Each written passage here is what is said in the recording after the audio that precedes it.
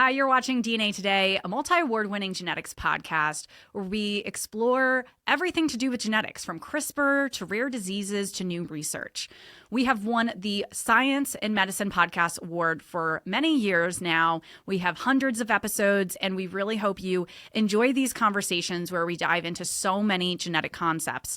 I'm Kira Dineen, a certified genetic counselor and your host. How can we be better communicators in science? To answer this question and many more, I'm joined in person by the founders of the Science Underground, a new science communications startup. We have Jenny, Britny, and Alex. All three of them worked for many years in the communications department of NHGRI, which is NIH's National Human Genomes Research Institute. Jenny, you were talking earlier about meeting people where they're at, right? And I think memes is a good example of that. It's really tough, though, because as someone that also has a social media presence, I find it's tough to keep up because it moves so fast. Yes. You know, genetics moves fast, social media moves faster, I think. So, you know, you've got kind of a double whammy when it comes to two areas that are moving really fast. So what strategies do you use to keep up? Yeah, that's such a great question. I think even talking about the impressions we got for the T2T announcement, since then, the X platform has changed so much. And the algorithms on nearly every platform have changed. Ownership changes, the, ideals, like now videos have become everything, where it really wasn't even in 2022. Like, images were fine. And then, we got an Instagram and I had to teach myself how to make reels because everyone was making reels. And it's so much more work, too. It's a lot more work. Yeah, trying to figure out, like, platforms like CapCut and TikTok and just trying to keep up. But I think starting out, I found it's just really helpful to find, like, my strength and where I tap in. For me, I'm a millennial, so I grew up with all these movies like Mean Girls, like Twilight, Spider-Man, Tobey Maguire, obviously, and Kirsten Dunst. I love her. They've made a lot of appearances on the memes. Yes, yes they have. And Mean Girls. Yeah, I would say those are in Star Wars. Those are the top three I see posted out. Those are my favorites. And, yeah, they're the best. And shows like The Office. And so I think I was able to kind of speak the language of people in their 30s and 40s and kind of take that nostalgia and things that I knew that everyone in that age bracket knows of and is very aware and can almost know the exact quote that I'm using in a meme. They're hearing it in their head as they're reading it. Exactly. Yes. And it's not too niche, which I think is really important. Like, you have to make it accessible so that people are really tickled by it and it's something that they can understand and grasp. And, I'm constantly searching for what memes are trending and what's going viral. And then I'm like, okay, how could one of our current topics or research topics fit into this, which I think is a really fun thing to do, right? And with the millennial themes, I also try and keep up with what everyone else is talking about too. So I've done like Euphoria memes, I've done White Lotus, The Last of Us, things that people will take an episode on Sunday and I will see memes about it like Sunday evening. Oh yeah. And so you really have to keep up because it's so fast, like you said. And so I just love keeping up with like what college students are memeing and posting about and trying to write something that's educational for them to grasp as well. I've had ideas when I'm on a walk, in the shower. I've had dreams about a meme that I make. Like, you're like the musicians that are like, I was dreaming of Hey Jude, and then I woke up and wrote it. Like, I think it's just simply not enough to just post a factual post. Like, it's just not enough. I think it doesn't engage people. It not doesn't at hook them at all. It just stops. It's very 2D, right? Like, there's nothing you can go off of. There's nothing that can bounce back. And I think that science research can be really relevant to people in really fun ways. Genomics is complex, but it's also very fun and interesting. And I think that helps break down when it's a little scary and overwhelming to people. It's like, okay, they're taking something like that and making it accessible. I think that can feel more comforting. Yeah. I was just thinking about, I think it was just last year, we were doing a big campaign on RNA research and why it's so important and all the new funding opportunities coming out of it. And it was also during Brat Summer. And so I was just staring at the lime green with Brat, and I was just staring at it for a long time, like, what can I do with this? And then, like, bringing RNA attention today came in my mind, and I was like, gosh. There it is! Yes. Yeah. No one in our office knew what Brat was. I was like, okay, I just trust Jenny. Everyone was Googling Brett. Brett. Yeah, because that's the first thing I thought of, because I just make the cut for millennial. I learned more about Brett from that meme than I did about genomics. That's so funny. That was definitely not the intention. I'm going to answer for Jenny there. The reverse meme. That is a reverse meme, yes. We've had, like, Eric has forwarded me emails from stakeholders or people in his network that are like, what is this? Why did you post this weird picture? And then he'll forward it to me so I can respond to them. This is what a meme is. It's not meme. Exactly. I've had people come up to me at conferences and say, is this just a fun thing? Like, is there any thought behind this? Or I've even had, like, people at NIH, like... Oh, rude. Oh, yeah. Yeah. Oh, yeah. Okay. But that's the name of the game, right? Yeah. When you're doing something creative, or people at NIH have held meetings with us to talk about their concerns. And I think doing something creative like this, you really have to know your strategy and, like, really hone in why you're doing it and show why it's effective. Because anytime I would get comments like that, freaking ready, right? Yeah, you do have to be. And I think you guys are all really good at using the humor, the pop culture, like other creative methods. I think what you're getting to is that there still is significant stigma for researchers to spend time doing comms. Yeah. Or that communicators aren't as serious a professional as the scientist is. Yeah. And I think that is something that we feel like we have to, really be prepared to push back against. Yeah. And that it is a different skill set, but it is one that scientists and clinicians and, students can all learn. Yeah. But I think, for people like us who are professional science communicators, it sometimes might come off as frivolous to post a Star Wars meme. Yeah. So I think it's a matter of readjusting your mindset if you're a researcher and saying, how can I go outside of my department in my genomics, genomics office and think of a way to connect with people that might seem less serious than what you're used to. Yeah. I do think that's such a great point. And one thing for social media too is, like, the ever-changing thing. One thing that I don't think changes is how important authenticity is. Social media 10 years ago, we were talking about this yesterday, social media 10 years ago, you could do scheduled posts.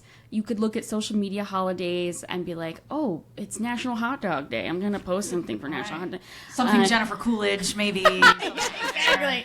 Yeah. Oh, man. Yeah, you plan. And I worked at my Gene Council, shout out to them. And that's what we would do. We would look at all the holiday, and I would know, like, Women's Day, March 8th, Rosalind Franklin's birthday, July 25th, because every year we post for that. And through DNA Today and Gene Pool Media now, we still do some of those. Yeah. But they don't, I'm just admitting, they don't do as well as in the moment. No. Right? No. The more you work on something to make it really professional, as we're sitting here with, like, professional microphones and cameras and all that, the more work you put into something, it at least for, like, reels and things like that, the less interaction it gets. Yep. Absolutely. I think it's like... And it's frustrating. It's so frustrating because... I'm like, I put hours into that, me and my team. I'm like, and it's just like, okay, great. My family interacted with it. Great. Right?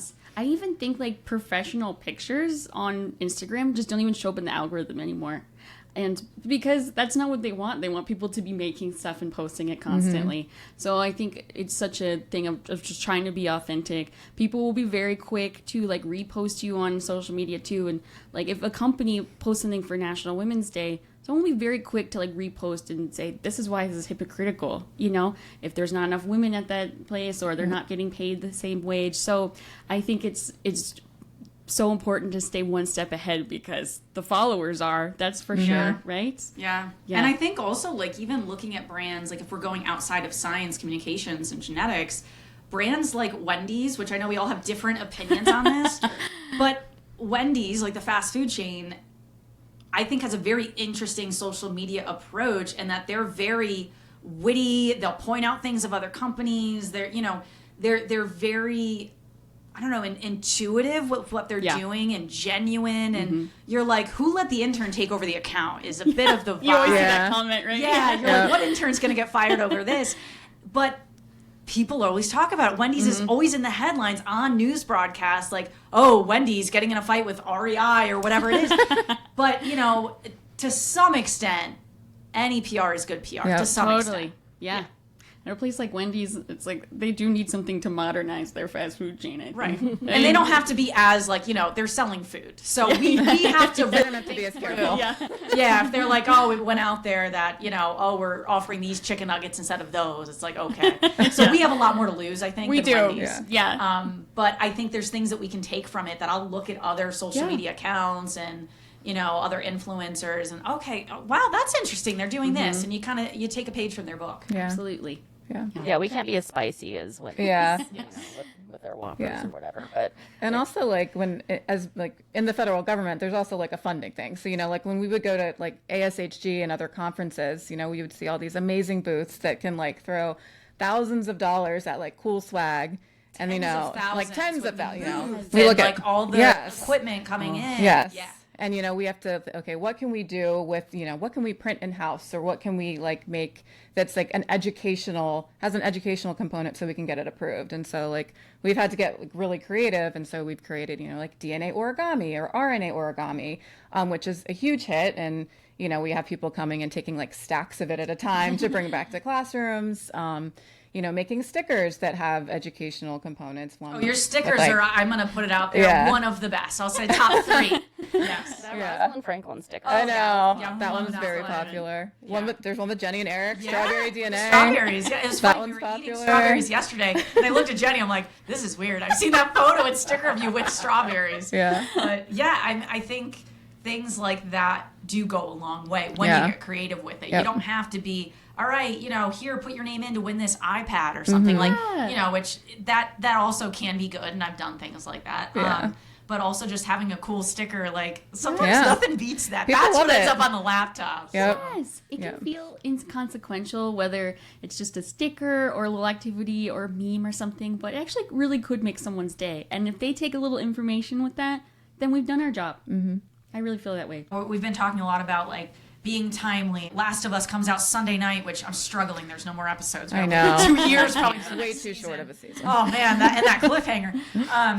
But there's that, but then there's also things that take longer, like more deeper storytelling. When I would go to a lot of podcast conferences, it's either genetics or podcast conference. I'm one or the other.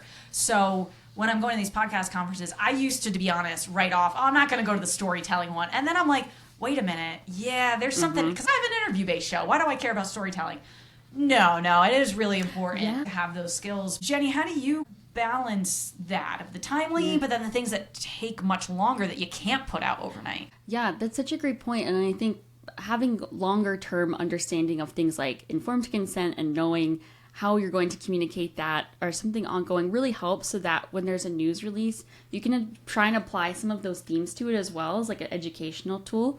Like a few years ago, Adam Phillippi's lab with T2T, they also fully sequenced the first complete Y chromosome. And there's a lot of misinformation around the Y chromosome. There's a lot of attachments to it like masculinity or aggression, things that aren't necessarily true. And so we use that as a real way from like a scientific perspective to be like, okay, this is a huge accomplishment, but also it's not tied to the things that it might have been assumed with before. And so we were hoping like with our press release to be using like gender neutral terms about the Y chromosome, just ways that like if reporters were picking it up, they weren't saying like the male associated Y chromosome or things like that, which I think it was just something like we're always trying to think about. So if there was a news release, to be like, are there any other themes we can tie to it? Yeah, I think the Y chromosome is such a good example because it was the first human Y chromosome sequenced. And there's all this baggage and misinformation out there that is often in the mainstream press. And like we tried so hard in our own news release and materials to avoid propagating that stigma. And this does get back to the history of eugenics again, which is like where people who had Y chromosomes were thought to be aggressive and more masculine. Yeah. And like those are completely social constructs. And so, as scientists, we were like, okay, we're going to tell you what we learned from sequencing the Y chromosome, and it has implications for our understanding cancer and understanding, anatomy in new ways. This is not about these outdated, pseudoscience topics that people really associate in mainstream press. And unfortunately, a lot of the secondary press we got still propagated those myths. Yep. Yeah. Even you can be the best science communicator and still people will misunderstand what you're trying to say. So you have to try your best to anticipate reaction, but sometimes you can't. Right. Yeah. And it's so hard because you're balancing what people already know and trying to build upon that. And trying not, in this example, to use gendered language. And sometimes I have a hard time with this with patients of, let's say I'm explaining carrier screening. And I'm explaining why for a straight couple, we're looking at testing the pregnant person that presumably has 2 X chromosomes for X-linked disorders, right? And not the male partner that, even I'm struggling right now, right? And then the male partner that probably has an X and a Y chromosome. Right. How do I do that? I'm just meeting them. So I'm trying to learn what pronouns they use. I'm trying to figure out, well, how much do they understand? Right. I'm throwing this tough concept on there of why I'm starting with one partner over the other. And it is tough to explain. And I've gotten better, but I'm still not satisfied with how I explain it. And I think that's because the genetics and genomics of sex is still evolving. You know, there's so much that phenomenal researchers like Melissa Wilson and the Adam Philippi lab are doing to understand, you know, and sometimes like, you know, X and Y chromosomes, should we even call them the sex chromosomes? You know, there's a lot that I think humans imprint upon these ideas very understandably because humans are the ones doing the science. Yeah. I think that's such a great example to bring up and one that really highlights a lot of different areas. Are there other ones? I know we've mentioned a couple, but other ones that you all want to dive into as sort of case examples? Yeah, a lot of the high-profile genetics and genomics achievements in the last few years have been the telomere to telomere T to T results. As you said earlier, you know, the consortium, which is international researchers around the world. It's all kinds of research. It's computational research. It's biologists. And then related to that is the first human pangenome, which is a very high-quality reference sequence that helps us understand human variation. And I think the first thing that we tried to do for both of those, once we knew that these announcements were coming out, was to try to look at both of these, first of all, to try to understand the science ourselves as much as we can from a lay perspective, to talk to the researchers and the scientists, but then also to figure out lots of ways to get at communicating in different ways to different audiences. So, you know, we have like the sort of the traditional news release, but then we also have some fun infographics. We let Jenny loose on the memes. And then we try to put it out there like almost like you have a new Doechii album that's dropping, right? It's like you want to have you have a great new achievement that's coming out and you really want to celebrate it. Yeah, absolutely. And I think trying to figure out how to make the public like excited about things like this, like what does it mean for them? And why is this really cool, you know? And so I think that's part of it is getting people hyped up. And so, you know, we found a way for like T to T, for example, we pitched it in a way of like, this is the first fully complete one. Like they've been advancing this technology for 20 years since the Human Genome Project finished. And now they've been doing all these things to try and figure out the best practices. And they finally did it. And now it's going to change the future of genomics research. Like now clinicians will hopefully be having tests based on new studies from researchers that are using the new reference sequence that can help future studies and benefit more populations, right? Not just European populations. So I think pitching it in a really exciting way helped us then to get those researchers in the Time 100 list and be essentially rock stars next to like Taika Waititi and Zendaya and just be considered like, you know what, they're just as cool as these high profile people. And If not cooler. If not cooler. Yes, exactly. Yeah, and just really trying to spotlight them and show that they are celebrities to us too. I was thinking about when some of these announcements were coming out, I was like, I really want to highlight, even for like the pangenome, like all of the work that goes in from the lab to analyzing the data, like everyone involved, because there's so many people involved. And, you know, you can highlight them on social media, but I was like, what is a way that we can get across all the work and how enthusiastic they are by it? So Alex and I actually had a meeting with Adam Philippi one time. We were like, Adam, can you just list for us all the things that it takes to sequence a genome and analyze it? And he's been Like cast and crew, basically. Who's on the list? If Yes. this was an IMDb page for this project, who's listed? That is such a nice What's way the to plot? What's the plot? Yes. We're going to read the Wikipedia. Yes, Yeah. from like the production assistants to the Right. director, Yeah. yes, to the craft table. Yeah. And so he was so patient with us. He just he spelled it all out, like from the sample to analyzing it. And we were just taking so many notes. And we were trying to figure out the names associated with each step. And so we got it into 7 steps. And then we were trying to incorporate all these jokes and props and ways you could compare things. It was so much fun. And it took a lot of time, which I think was good to have that stretch of comms planning. But it was amazing because people in the sequencing lab or people in Adam Phillippe's lab at all levels were so enthused, and they all brought props.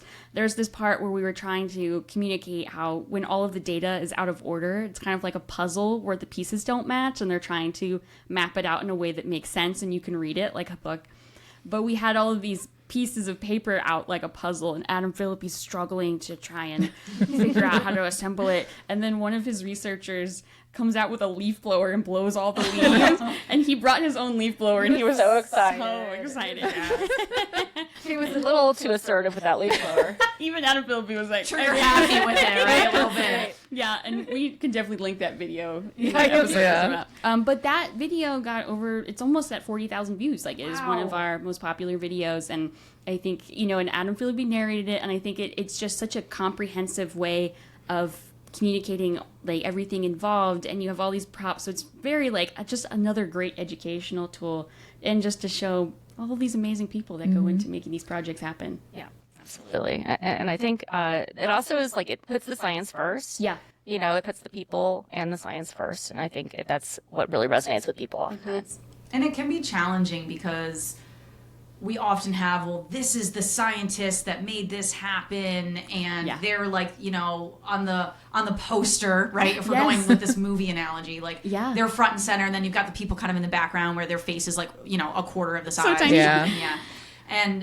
But it's tough because from a storytelling perspective, you kind of want to have the main character, your side characters, but you want to be able to give everybody some of the limelight there. Yep. So it is a challenge, I think, to be able to pull that off. Absolutely. Yeah, and especially for big science consortia, the Genome Institute, NIH, is great at funding big consortia of universities and institutions to tackle really big projects like big basic science challenges. From a communications perspective, that can be hard because you don't have the lone Einstein in a lab, people have this misguided notion that there's one genius who does all of these things, when it's really a group of people who all work closely together for years. And, the telomere to telomere crew, when they first did the full high quality genome sequence, they were in their basements in their pajamas during the COVID pandemic, working on that stuff. And that was a lot of people. And so what we try to do is we try to and also I think another challenge too is that when you're involved with universities, and this is a little bit in the weeds if you're a SciComm person, but universities, their job is to promote the university oftentimes. There's wonderful PIOs, public information officers at universities and institutions, but they are trying to show, our scientist is the lead. And they're the one that discovered this. Precisely. And, you understand where they're coming from, and then that leads to more alumni and more donations. And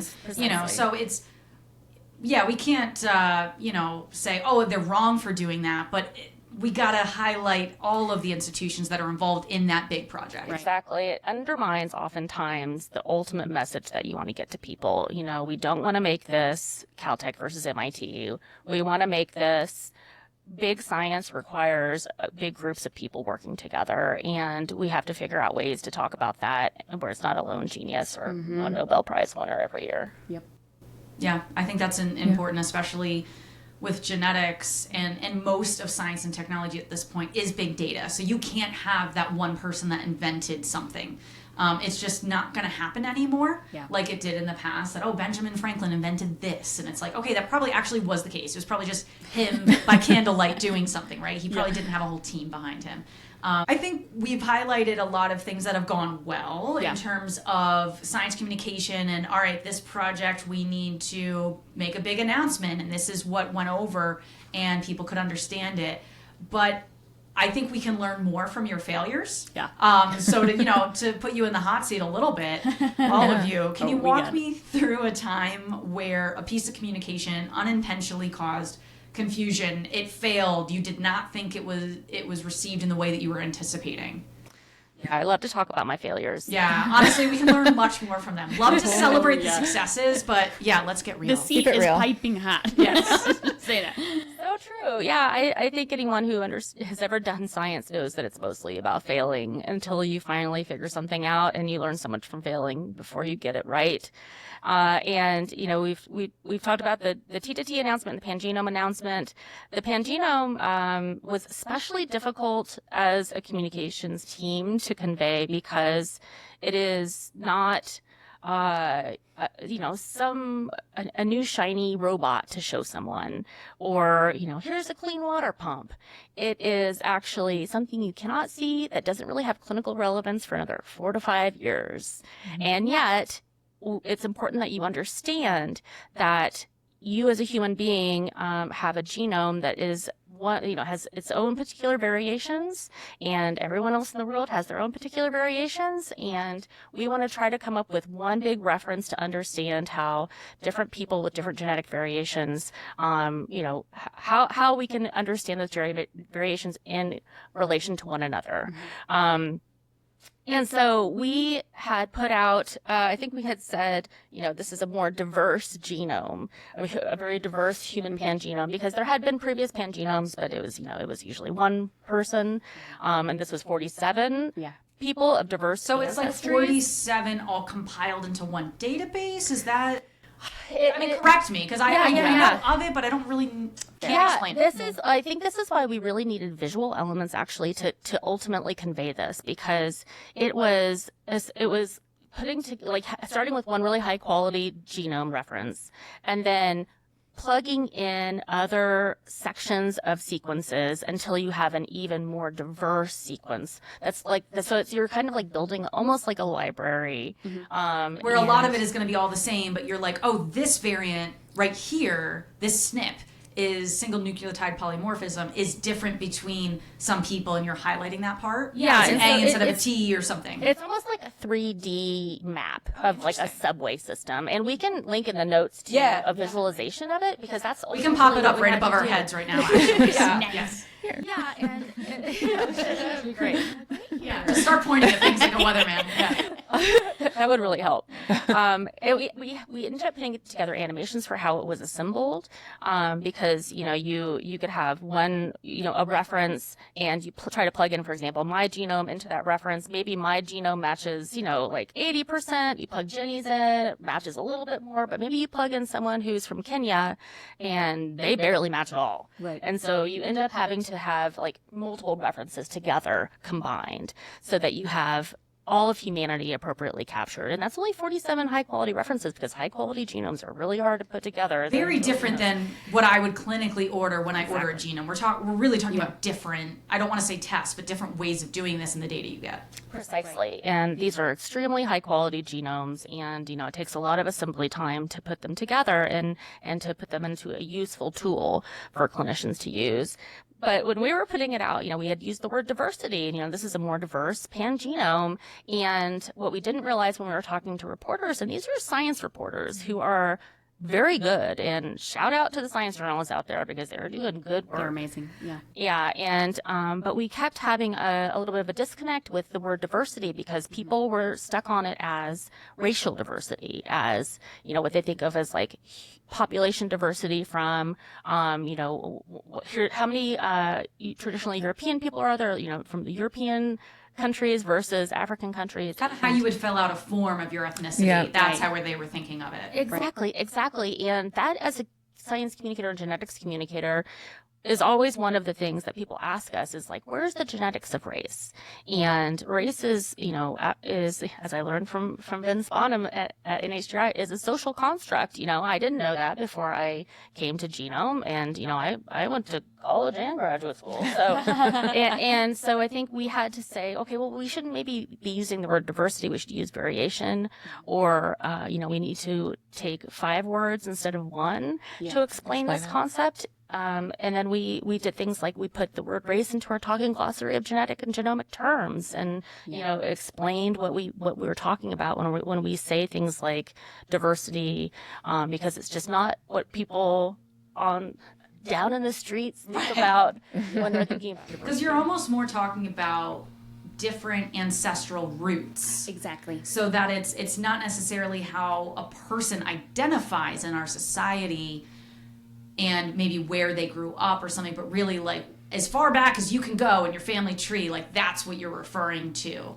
Yeah. Well, and how, two people from one country in Africa could have more varied genomes between each other than one person in Ireland and one person in Spain. Which is mind-blowing. When Yeah. you like go Yeah. back and Incredible. listen to just that 15 seconds again, people, because I remember just having to hear that a couple times before it really sunk in for me. Yeah, and I think that's the difference when you think about diversity versus variation. And I think even you can hear me, like I'm still trying to figure out how exactly to explain it to people in a way that I feel like I understand, but also is relevant. And also, I just want to note that even today, there is a big paper that came out that is looking at 200,000 participants, and is it a good proxy to look at ancestry for variation? Certainly there's more evidence that race is not really a good proxy. You should be looking at other factors. But, if not that, then what? And we're still learning those things. Yeah, we have to have some language, even if it's not exactly what we want. We got to use something. Absolutely. And I think with that pangenome announcement, we had an original graphic that we thought kind of conveyed the quote-unquote diversity of the pangenome reference. And people reached out to us on social media with confusion. And also we had like a researcher, NHGRI, reach out to us and say that there needed to be more context to show the ancestral representation that we're talking about, which was really helpful. So we made a new graphic that I think was really useful, and I think was a better quote-unquote representation of what the pangenome was. And I think that that is just one of many failures that we've had on like social media, where we've tried something that people didn't really like or they weren't happy with. They thought maybe it was something we tried that ended up maybe being misrepresented. And going back to like building the trust, even with our followers, it really helps then if they reach out to us and we correct it, then you're still building that trust, right? Because you're listening to them and you're addressing it. That's a really good way to build trust. Yeah. People or followers like reaching out saying, hey, we don't understand this, and then saying, oh, we're taking your feedback and we're making it better. I think any company, that's always a good move. Yeah. Yeah, and the pangenome announcement overall was, I think, by most measures, was very successful. Yeah, it resulted in more collaborations for that consortium. Yep. And we got headlines around the world about it. I think it was really just us being very detailed in our own scrutiny. Yeah. Right, of these certain posts, right? It's like, but overall, still. Yeah, always trying to improve. Yeah. Yeah. But I think that's why like science communication is so important too, because we're improving upon our own ways to communicate. And I feel like if we're not putting stuff out there and hearing from the public and continuing to improve, then like we're just making it easier and easier for other people to understand each time we do it. So That's so true. Removing that barrier. Yeah, exactly. Yeah. Yeah, I think that's very important. And one thing I wanted to ask before we close out is what advice you all have for scientists that they have this research that's been published and they really want to get the word out, because you all have a lot of experience in, again, having, millions and millions of impressions on posts on social media, getting national headlines. So even for me, as someone that is, always trying to get more listeners for shows in the Gene Pool Media Network, what is like kind of some of the steps, the essential aspects that they can either ask their comms department if they have one, or if they're looking to hire a third party like the Science Underground, what should they be asking a third party to see if, okay, should we hire them to help with this project or not? That's such a great question. I would say really trying to figure out the main points of the research and like how it's going to affect wider audiences, because I think understanding the audience that you really want to reach, if it's like mostly you just want to reach like healthcare and get clinicians invested in trying to implement genomics into their work, that's one thing. But if you're trying to get maybe you're trying to get national attention, I think trying to hone in on points that will be grabbed as interesting and relevant. The relevancy is everything. So how is it relevant to what reporters are writing on? I think one of the biggest things that we do is we're looking at all of these health and science reporters and seeing what they're writing, so that when we pitch to them, we're not just saying, hey, you should write about this. We're like, that was a really cool article you wrote even back in November. Like, I loved all these themes you hit on. I actually think you might be really interested in this too. Personalizing it. Yeah. As I wouldn't call myself a journalist, but as someone that gets a lot of requests for guests to come on the show, which is awesome. But I can tell if they've actually listened to the show or not, right? So you can tell, like, okay, if you're actually reading that journalist and you're like, hey, this is a really big science journalist, let me hit on, as you said, like, that you've done a really good job with this article and I like the theme. Then, I can tell someone, not just like, hey, I loved this episode. Sometimes they leave it in the template. No. Or they just say the most recent episode that came out. And I'm like, okay, but you didn't say anything about it, right? So it's really being able to spend 20 minutes on doing that. Right? And really then it helps hype up why it's a big deal. Like, because it could just look like promotion. And then I think that will stop people. But if you're like, okay, well, I saw you writing about sickle cell disease. There's actually this really big announcement coming out on like a gene therapy that could potentially advance sickle cell treatment. I think that's a way to like weave in, like, no, this isn't just me trying to promote research. This is relevant for a lot of people, right? Relevant for the journalist and then relevant for their audience and why they would care. And it's not about, hey, I want to get, the spotlight, but why people are going to care. Yeah, and I think we all have that one family member or friend who, when you tell them what you do, they're like, I just don't understand what you're saying. Oh, yeah. And, I get geriatrics. No, genetics. No, I don't actually see any geriatric patients. Well, there's always the future. Yeah. I think you have to figure out how to talk to that person and to get them excited about what they do, about what you're doing. So I think you have to find the person, if it's a cranky friend who's like, look, I just think this genetic stuff is too hard. It's going to blow over. I don't trust it. Then I think that's the perfect opportunity to practice and say, let me talk to you like we're at a cocktail party and I want to. That's how I got good at explaining what a genetic counselor is. Because people would be like, what are you going to school for? And you need a 2-sentence answer because you're at a party and you're going to lose them in 30 seconds. Oh yeah. Yeah. It's your elevator pitch. It's the modern day elevator pitch, I think. Yeah. You're not going to have fun at that party if no one wants to talk to you. Yeah. I've sometimes gone a little too deep in the genetics and people are like, okay, we all work in genetics. We don't want to keep talking about it. Like, oh, people want to talk about things other than genetics? Shocking. It's your job to win them over. Yes, it is.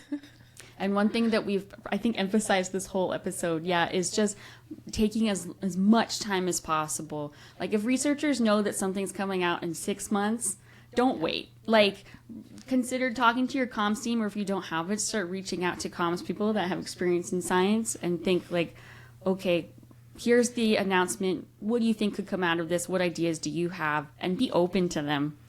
And traditional ways of talking about peer-reviewed journal publications are changing. Yeah. Reporters read preprints. Yeah. Reporters look at Twitter. X. People look at Threads. People look at Blue Sky. Carl Zimmer will pick something up on Blue Sky if you all put the it on time. there. He really does. He does. He reached out to us about the telomere full sequence. Before I'm not surprised. For those watching, the book is right behind me. That episode 100, I believe. He was on. He has premonitions. Even though that's not supposed to work. But so I think be mindful that the tradition, quote unquote traditional, like publication to newspaper article pipeline is gone. It's all happening in parallel now. And as soon as you submit that article and, you put it on the preprint server, be prepared to talk about it. If you're not prepared to talk about it, bring in people who can help you do it. Yeah, and I think as soon as I've never been published, someday, hopefully I'll watch this episode and be like, yeah, it's back when I wasn't published. But as soon as you get word from a journal that, yes, we've accepted your paper, even if it's like, oh, with these revisions, that's when you want to loop in your comms team. Because as soon as that article's public, you want to, the rollout, I think, for anything in marketing is so important. And this, it does apply here. Like, we haven't used the word marketing, I don't think. But it basically is. Episodes, but that's what we're doing. So, Yeah, and not every article will be a news release. Obviously, some of them would be a blog post. Some of them might just be a post on Threads. So, it just depends on what kind of story you want to tell. Yeah, definitely. Well, thank you all so much for coming here, especially in person. I just don't get to do a ton of interviews in person. So, yeah, it's just been lovely to hear all of your expertise in this, and just so excited for the Science Underground to be launching. And I think you're just going to be inundated with people wanting your expertise with all of your experience from the NIH and other institutions that you've all been at and worked with. So you really are the people to go to, especially in genetics, but certainly can be other areas of science, but I think especially in genetics, and that's who listens to this anyway. So Well, we're so honored to be here. We love your podcast. We love listening to all the stories that you tell, and we respect your communication so much. Yes. Yeah, You're one of the rock stars. We didn't get to say it earlier, but you knocked it out of the park at your talk at NIH last You really did. Yeah. we'll link to that because that's actually on the YouTube channel, the full presentation. I didn't know if it would just be a clip, but you guys just put the whole thing. The whole on there. thing. Oh, we learned a lot. Oh yeah. Yeah, the world needs to hear it. No, like that was just great that, a year ago came down to the NIH, and then now you've come up to Connecticut to record. So we've done both now. So. Yeah. Thank you so much for having us. It's been great. Yeah. And there's a lot of episodes that we referenced. So we've had Doctors Miga and Philippi on to talk about T to T. We've had Dr. Eric Green on that we've mentioned multiple times in these episodes. So many links in the show notes, just very long. So make sure everybody checks that out. And obviously the Science Underground is the #1 to check out. So thank you all. Thank you so much. Thanks for watching DNA Today. To access all of our episodes, head over to dnatoday.com. We also have a lot of bonus content on there that you can enjoy. If you have any questions, comments, suggestions, guest pitches, you name it, send them in to info@dnatoday.com. We'd also really appreciate if you could take a moment to rate and review the podcast on Apple, Spotify, wherever you listen to the show. It really helps more nerds like yourself find the show. Also, if you like giveaways and other ways to connect with us, I recommend following us on social. We're at DNA Today Podcast. We also have a Patreon if you want to be the most level involved in the show. That's also at DNA Today Podcast. Thank you so much for listening and watching. Join us next time to learn and discover new advances in the world of genetics.